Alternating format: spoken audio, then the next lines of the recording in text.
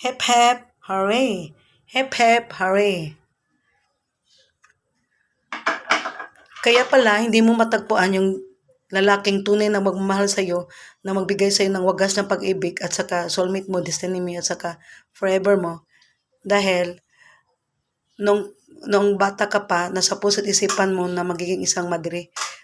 At saka, isa ka palang kuling ni Lord na magiging madre, mag-serve sa Kanya ng buong buhay. Pero hindi mo tinupad. Gumawa ka ng sarili mong kapalaran, kaya hanggang ngayon nagsasuffer ka. Kaya yung mga anak mo na 3, na miscarriage ka, nakunan ka, saka wala talagang lalaki na inilaan si Lord para sa'yo. Kaya pala hanggang ngayon, hanggang lumuha ka lang at saka umiiyak, durug-durug yung heart mo. Kasi wala palang binibigay si Lord sa'yo ng lalaki na tunay na magmamahal sa'yo.